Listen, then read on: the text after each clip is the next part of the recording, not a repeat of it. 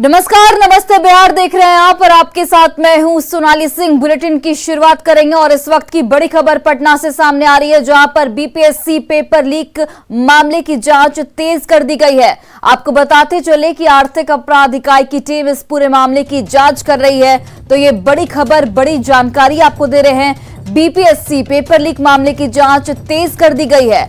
आर्थिक अपराध इकाई की टीम इस पूरे मामले की जांच में जुट गई है। एसपी की अगुवाई में टीम बीपीएससी पहुंच चुकी है और फॉरेंसिक की टीम साथ में मौजूद है। साइबर क्राइम की टीम भी साथ में मौजूद है। वहीं 12 सदस्यीय टीम इस पूरे मामले की जांच में लगातार जुटी है। आपको बताते चले कि आर्थिक अपराध इकाई की जांच टीम बीपीएससी पहुंचकर अधिकारियों और कर्मचारियों से फीडबैक ले चुकी है। हालांकि अभी तक आर्थिक अपराध इकाई ने किसी के खिलाफ कोई केस दर्ज नहीं किया है। जांच के बाद मिले प्रारंभिक साक्ष्यों के आधार पर आर्थिक अपराध इकाई इस पूरे मामले में केस दर्ज कर सकती है। दरअसल रविवार को जब यह मामला मुख्यमंत्री नीतीश कुमार के संज्ञान में आया, तब उन्होंने पूरे मामले पर गहरी नाराजगी जाहिर की और कार्रवाई के निर्देश दिए। आर्थिक अपराध इकाई की टीम के लिए यह जांच एक बड़ी चुनौती है। तो ये बड़ी खबर आपको बता रहे हैं और पटना से हमारे सहयोगी संजय कुमार फोन लाइन पर जुड़ गए हैं। संजय, देखिए, अब इस पूरे मामले की जांच जो है वो तेज कर दी गई है। आर्थिक अपराध इकाई इस पूरे मामले की जांच कर रही है। कितना वक्त लग सकता है जांच करने में और कब तक किसी पर मामला दर्ज हो सकता है? सबसे बड़ी बात यह है कि इस पूरे मामले में पहले ही दिन कार्रवाई हो गई। एक तरफ जहां परीक्षा रद्द कर दी गई, वहीं दूसरी तरफ पहले ही दिन आर्थिक अपराध इकाई ने इस पूरे मामले में प्रारंभिक जांच जो है वो शुरू कर दी है। ऐसे में आप स्थिति की गंभीरता का अंदाजा लगा सकती हैं। दरअसल बीपीएससी ने क्वेश्चन जब लीक हुआ उसके बाद 24 घंटे का वक्त रखा था कि 24 घंटे में जो 3 सदस्यीय टीम है बीपीएससी ने जो गठित की थी टीम, वो 24 घंटे में रिपोर्ट देगी। लेकिन जिस तरीके से मुख्यमंत्री ने इस पूरे मामले को लेकर नाराजगी जताई, गंभीरता दिखाई, उसके बाद आनन फानन में बीपीएससी ने 3 घंटे के अंदर ही रिपोर्ट मांग ली। जो 3 सदस्यीय टीम गठित थी उसने जो रिपोर्ट दी उसके आधार पर परीक्षा कैंसिल कर दी गई और उसके बाद डीजीपी एसके सिंघल से बीपीएससी के अध्यक्ष ने इस पूरे मामले की जांच साइबर सेल से करवाने की बात कही और उसके बाद तुरंत डीजीपी ने भी अपनी तरफ से टीम गठित करने की बात कही और आर्थिक अपराध इकाई के जो एडीजी है नैयर हसन खान, उनकी मॉनिटरिंग में टीम जो है वो गठित की गई है। एसपी जो है आर्थिक अपराध इकाई के सुशील कुमार, वो 12 सदस्यीय टीम, जैसा कि आर्थिक अपराध इकाई के ईओयू के एडीजी नैयर हसन खान ने जानकारी दी, 12 सदस्यीय टीम गठित की गई है। उसने प्रारंभिक जांच भी शुरू कर दी गई है। तो ऐसे में बिहार पुलिस के मामले में, बिहार पुलिस के पल्ले में यह सारा मामला आ गया है और बिहार पुलिस के पाले में जिस तरीके से मामला आया, अब देखना होगा किस तरीके से जांच होती है। हालांकि एफआईआर लॉन्च नहीं किया गया है। प्रारंभिक जो प्राइमा फेसी एविडेंस मिलेगा उसके आधार पर एफआईआर लॉन्च किया जाएगा। हालांकि मैं आपको बता दूं कि आरा के एक सेंटर से जो सोर्स है वो बता रहे हैं कि वहीं से गड़बड़ियां शुरू हुई है। तो ईओयू की एक टीम निश्चित तौर पर आज आरा जाएगी और एक टीम बीपीएससी जाएगी।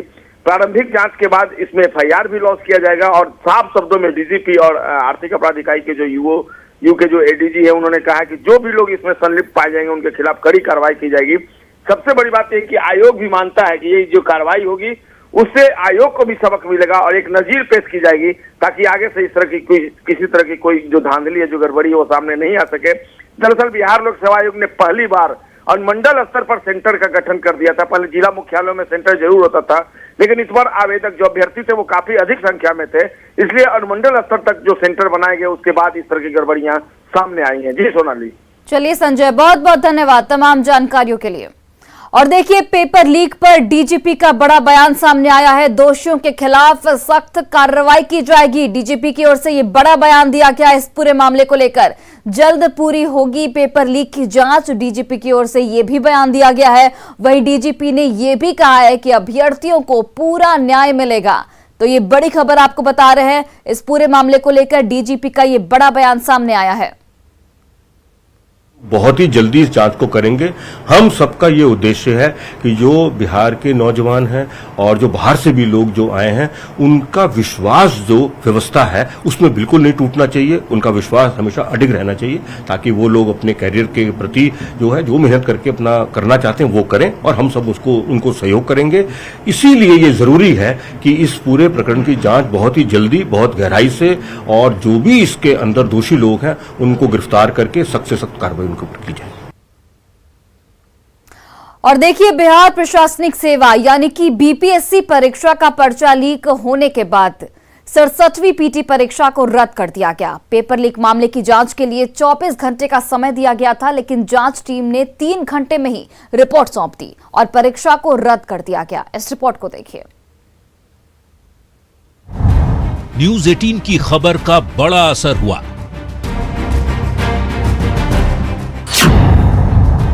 हमारी खबर पर बीपीएससी में मची खलबली। जांच टीम ने 3 घंटे में दे दी रिपोर्ट।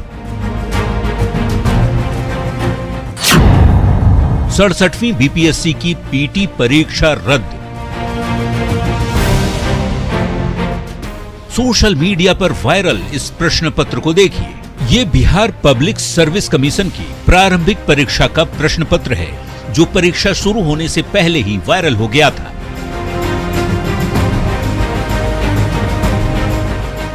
न्यूज 18 के पास भी परीक्षा शुरू होने से काफी पहले प्रश्न पत्र का सेट पहुंच चुका था, लेकिन हमने अपनी जिम्मेदारी निभाते हुए पेपर को परीक्षा खत्म होने के बाद दिखाया।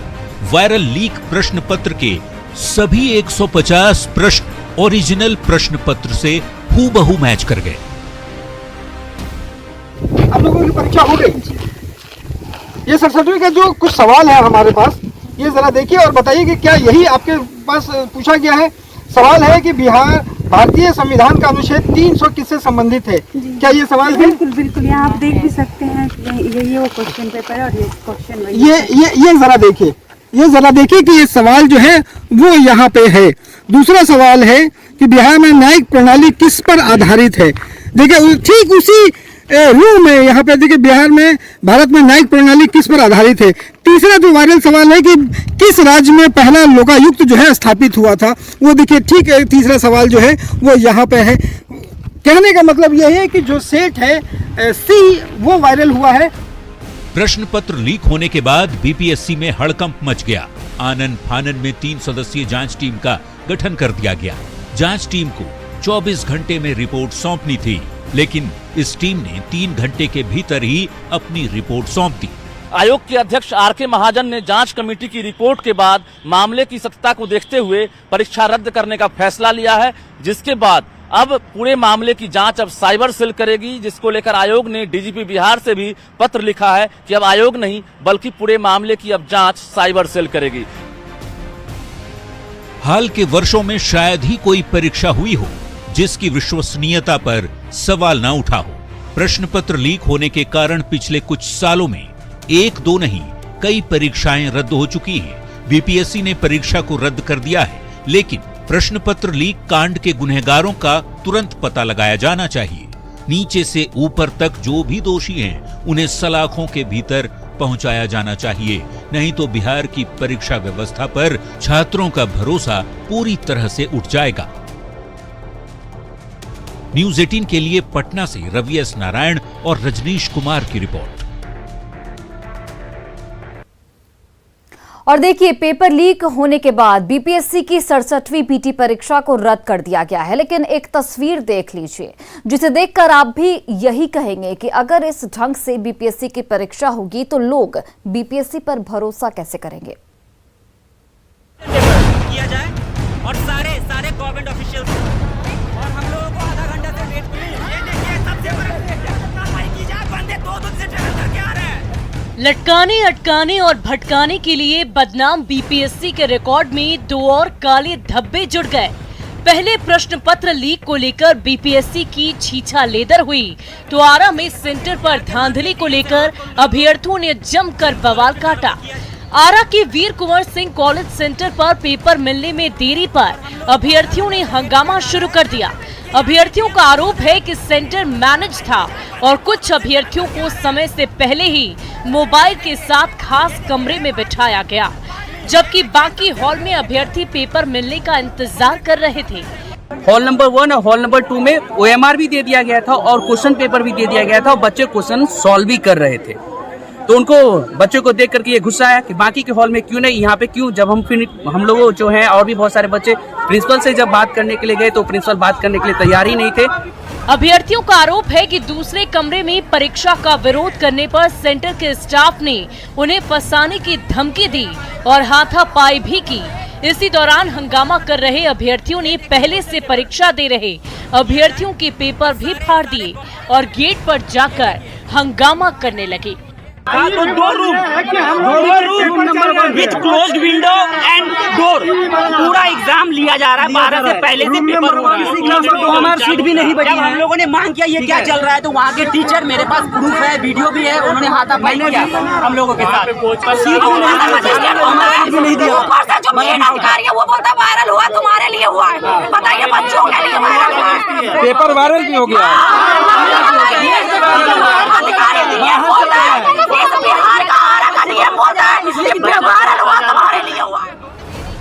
बीपीएससी परीक्षा में धांधली और अभ्यर्थियों के बवाल की सूचना पर डीएम रोशन कुशवाहा भी केंद्र पर पहुंचे और सभी प्रश्न पत्रों को सील कर दिया।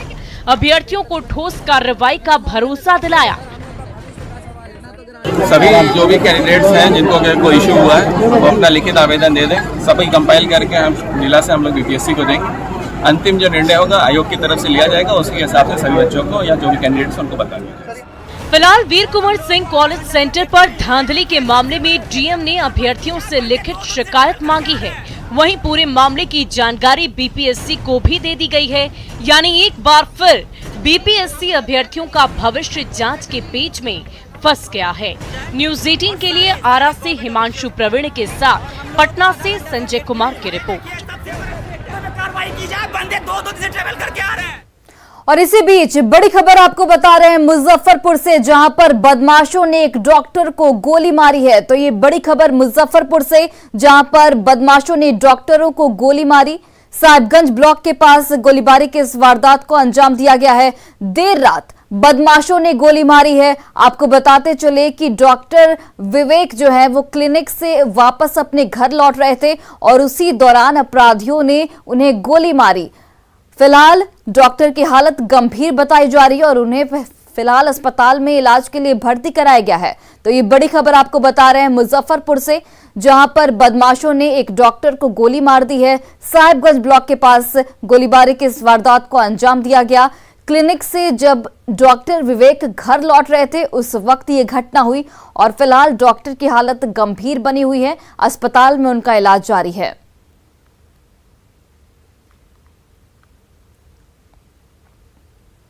और खबर समस्तीपुर सदर अनुमंडल क्षेत्र से है, जहां मां के इलाज के लिए पैसा मांगने पर भाइयों के बीच खूनी संघर्ष का मामला सामने आया है। मामला मुसरी घरारी थाना क्षेत्र के बरबट्टा गांव का है। मारपीट और चाकूबाजी में एक ही परिवार के 9 लोग गंभीर रूप से जख्मी हो गए। सभी को सदर अस्पताल में भर्ती कराया गया है। बरबट्टा मिस्टटोल निवासी मुनेश्वर महतो और मदन महतो सहोदर भाई हैं। शनिवार को उनकी मां की तबीयत खराब हो गई। इलाज के लिए मुनेश्वर महतो ने भाई को पैतृक जमीन गिरवी रखने के लिए कहा। इसी को लेकर दोनों भाइयों के बीच विवाद हो गया। रविवार की शाम दोनों भाइयों के परिवार के सदस्य एक दूसरे से उलझ गए। इस दौरान मारपीट और चाकूबाजी हुई। 2 लोगों की यहाँ पर हालत जो है वो गंभीर बनी हुई है। मुसरी घरारी थाना पुलिस इस पूरे मामले की जांच में फिलहाल जुटी हुई है। मेरे सास को पैरालिसिस मारा था। तो क्या हुआ था? तो एक बार खेत भरना लग चुका था इलाज कराने के लिए, पैसा खत्म हो गया। फिर पैसा होना चाहिए ना, 4 आदमी 4 भाई हैं, 4 भाई इकट्ठा करके पैसा दिए तब तो इलाज होगा, इसीलिए उसके बाद चाकू चलाया, कैंची चलाया, कोदारी को गोली मारी गई है। तो ये बड़ी खबर भागलपुर से, जहां पर चिकन व्यवसायी को गोली मारी गई। बेटे अमरजीत ने गोली मारी है। बताते चले कि बेटे ने 6 राउंड की फायरिंग की। जिंदा कारतूस और पिस्टल यहां पर बरामद किया गया है घटनास्थल से और घटना घंटाघर चौक की बताई जा रही है। तो ये बड़ी खबर आपको बता रहे हैं भागलपुर से, जहां पर एक चिकन व्यवसायी को उसके बेटे अमरजीत ने ही गोली मारी है। बेटे ने 6 राउंड की फायरिंग की और घटनास्थल से पुलिस ने जिंदा कारतूस और पिस्टल को बरामद किया है और फिलहाल इस पूरे मामले की जांच में जुट गई है। झाड़ू मार रहे थे, झाड़ू मारने के बाद झाड़ुए मार रहे थे, उधर से आया 4-5 फायर कर दिया। फायर करने के बाद हम देखे ऊपर उठ के फिर तान दिया गोली। तानने के बाद जो है हम जो है लुक के उसको रपेटे, भागा पकड़े वहाँ जाके शीतला स्थान के पास। अमरजीत कुमार था, हमरे लड़का है छोटका, बड़ा बदमाश है। क्यों गोली चला दिया? क्यों गोली चलाया? बैंक में जो है लोन लिए थे 10 लाख रुपया, बैंक से लोन लिए थे 10 लाख रुपया, हो गया 5-6 साल, कोई नहीं दिया पैसा, सब लंगापनी कर रहा है तो नहीं दिया पैसा। तो बैंक बोला कि हम बेच लेंगे ज़मीन, तो वही ज़मीन जो है बैंक से जो है बेचवा दिए, ख़त्म करवा दिए। और देखिए, मधुबनी के फुलपरास थाना क्षेत्र में जमीन विवाद को लेकर दो पक्षों के बीच जमकर मारपीट हो गई, जिसमें दोनों पक्षों से करीब 15 लोग जख्मी हो गए। घटना फुलपरास थाना के सिसबा बरही गांव की है। घायलों में 4 लोगों को गंभीर हालत में दरभंगा रेफर किया गया, जबकि बाकी सभी को फुलपरास के अनुमंडल अस्पताल में भर्ती कराया गया है। और खबर मुंगेर से है, जहां पर गंगटा थाना क्षेत्र में एक चलती मैजिक गाड़ी में अचानक आग लग गई, जिससे सड़क पर ही गाड़ी जो है वो धू धू कर जलने लगी। आनन फानन में ड्राइवर और खलासी ने गाड़ी से कूदकर हालांकि अपनी जान बचा ली है। आग की वजह शॉर्ट सर्किट बताई जा रही है। सड़क दुर्घटना में एक व्यक्ति की यहां पर मौत हो गई थी, जिसका शव लाने के लिए ये गाड़ी जा रही थी, लेकिन रास्ते में ही इस गाड़ी में आग लग गई। लेकिन गनीमत रही कि इस दौरान जो ड्राइवर थे उसने अपनी कूदकर जान बचा ली।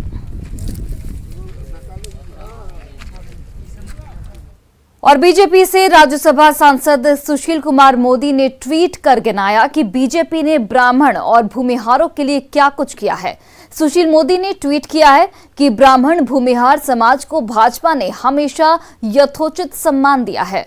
साल 2020 के विधानसभा चुनाव में भूमिहार समाज के 15 और ब्राह्मण समाज के 11 लोगों को पार्टी ने टिकट दिए, जबकि आरजेडी ने इन दोनों जातियों का अपमान करते हुए केवल 5 टिकट दिए हैं। बीजेपी ने ही भूमिहार समाज को पहली बार केंद्र में कैबिनेट मंत्री का पद दिया। बिहार में बीजेपी कोटे से एक कैबिनेट मंत्री और विधानसभा अध्यक्ष इसी समुदाय से हैं। लालू राबड़ी राज में भूमिहार ब्राह्मण समाज का जितना अपमान और उत्पीड़न हुआ, उसे कभी भुलाया नहीं जा सकता। इस दौर में जाति पता कर इनका नरसंहार हुआ और इन्हें पलायन के लिए मजबूर किया गया था। ऊंची जातियों को 10% आरक्षण देने का विरोध करने वाली लालू प्रसाद की पार्टी आज किस मुंह से भूमिहार और ब्राह्मण समाज की हितैषी बन रही है? तो ये ट्वीट सुशील कुमार मोदी के द्वारा किया गया है। और फिलहाल इस बुलेटिन में बस इतना ही। आप देखते रहिए न्यूज़ 18 बिहार झारखंड।